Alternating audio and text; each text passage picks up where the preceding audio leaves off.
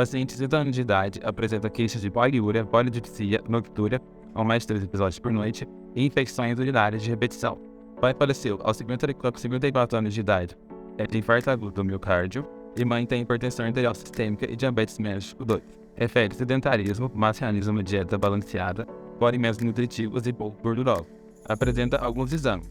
Hemoglobina glicada de 7,2%, sendo que o normal é menor do que 5,7%. Glicemia de jejum de 198 mg por decilitro, normal é menor do que 100.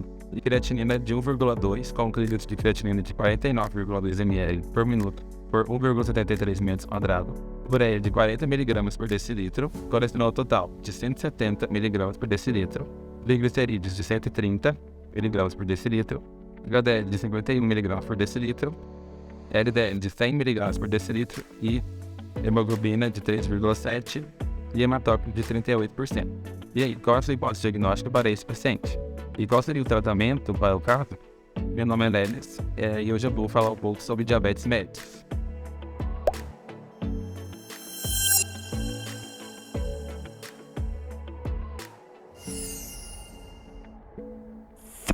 Primeiramente, vamos abordar um pouco sobre a fisiologia da insulina.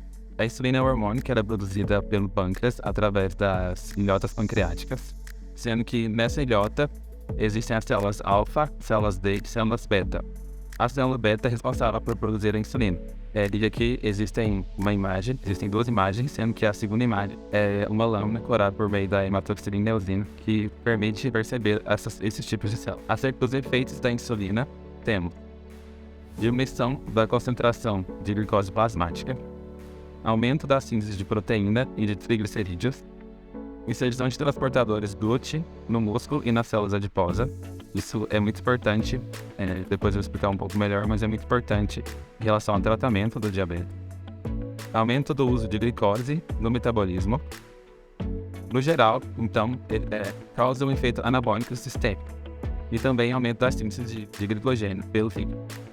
Como definição, temos dois tipos de diabetes mellitus tipo 1 e tipo 2. O tipo 1 ela é uma afecção causada em que há a destruição das células beta do pâncreas, que leva à deficiência absoluta da produção de insulina. E isso normalmente atinge indivíduos jovens. O tipo 2 é uma enfermidade metabólica caracterizada pela resistência periférica à ação da insulina. E isso, com o tempo, nessa doença, existe a diminuição da secreção de insulina pelas mesmas células do pâncreas. E assim vai atingir indivíduos idosos e adultos mais velhos. Para iniciar então, temos o diabetes mellitus. Como etiologia, temos que a maioria é autoimune, com 80 a 90% dos casos. Outra etiologia seria a pancreatite crônica, que levaria ao dano dessas ilhotas de Langerhans e assim a diminuição e até mesmo a ausência da produção de insulina. Neoplasias pancreáticas e pancreatectomia são outras etiologias. Como fator de risco, temos que os principais são a história familiar de diabetes, principalmente da parte materna, RN grande para a idade gestacional, peso acima de 4 kg, que normalmente acontece também em gestante com diabetes mellitus, e certos tipos de HLA, como o DR3 e o DR4. Esse HLA ele pode ser examinado através de teste genético. A clínica do diabetes mellitus tipo 1 inclui o início agudo, então os sintomas eles surgem em dias ou semanas. E os principais são poliúria, polidipsia, noctúria.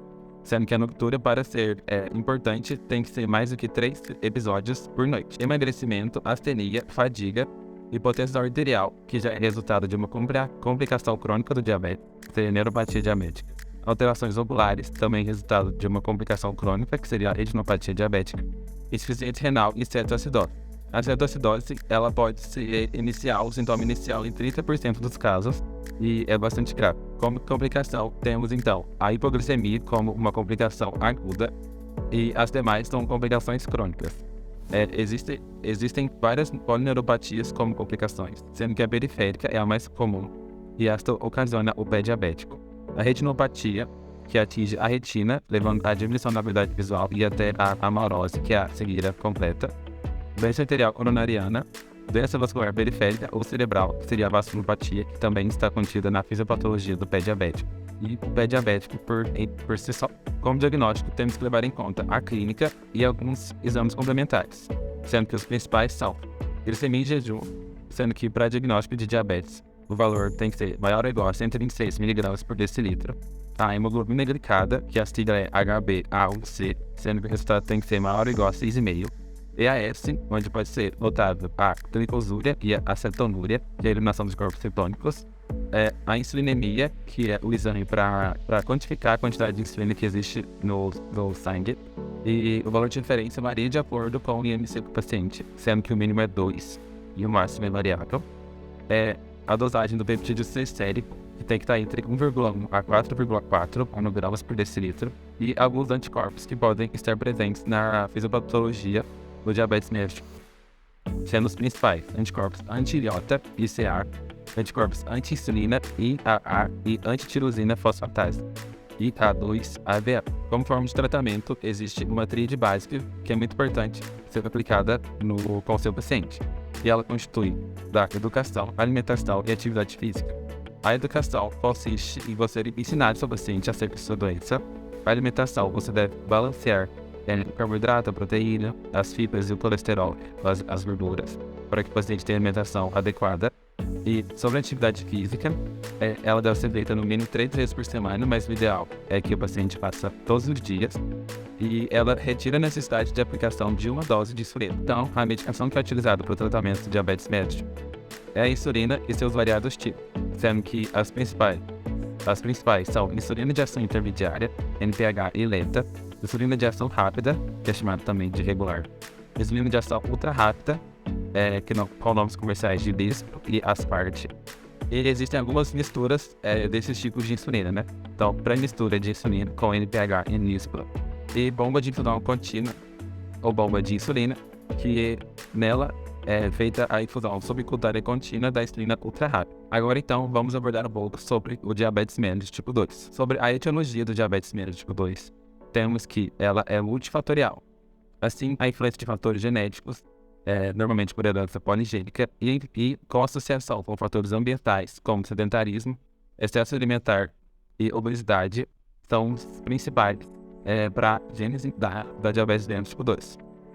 E assim, 90% de todos os diagnósticos estão associados à obesidade central e os demais componentes da síndrome metabólica. Como fator de risco, temos que os principais são obesidade central, história familiar de diabetes, idade acima de 40 anos, história obstétrica prévia de diabetes mellitus gestacional, dislipidemia e hipertensão arterial sistêmica. Como clínica do diabetes mellitus tipo 2, temos que no início poucos sintomas surgem e com o decorrer da doença surge o que denominamos 4 P's do diabetes, sendo que eles incluem poliúria, polidipsia, polifagia e perda de peso.